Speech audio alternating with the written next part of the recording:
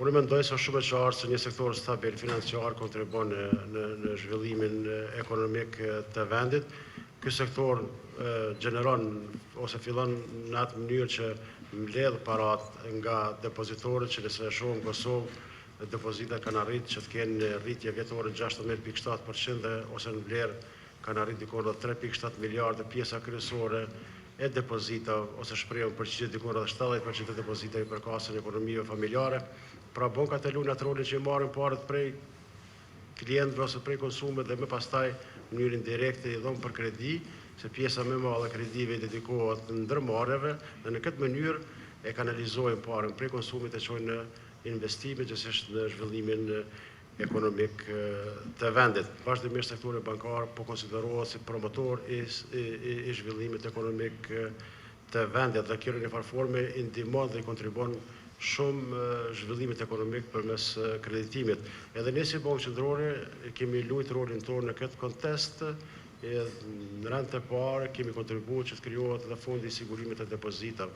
First of all, the monetary policy cannot influence the real economy in a lasting way, and it seems to me that it's not only it is not useful and also not appropriate to set high growth as a long-term goal of the monetary policy.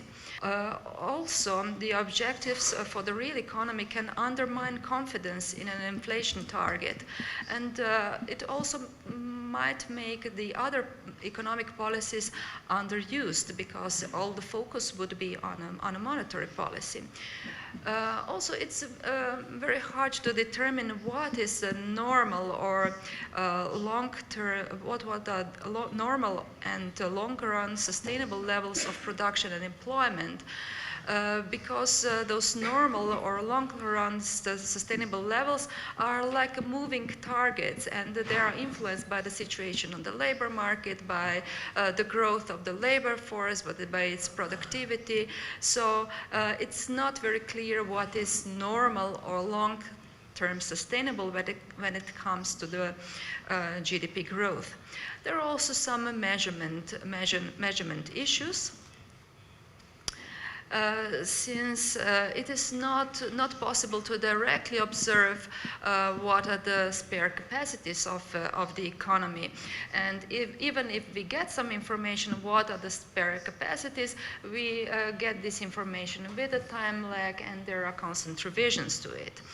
Also, there is some asymmetry between the objectives of the real economy stabilization and price stabilization, because there is no single stability target. There is the stability is not embodied in one indicator, which might induce monetary policy to focus more on more concrete and explicit inflation targets. We are probably aware that lately the central banks are shouldering increasing policy burdens. It is not in their mandate only to preserve the price stability, but to achieve more and more of other goals, like first of all, full employment, but during the financial crisis, central banks are burdened also with some other mandates like financial stability and consumer protection. So in Turkey, for instance, real economic growth is strongly related with net international capital flows, as you see in the figure. So for the last 30 years, a surge in inflows is generally accompanied by a strong economic performance.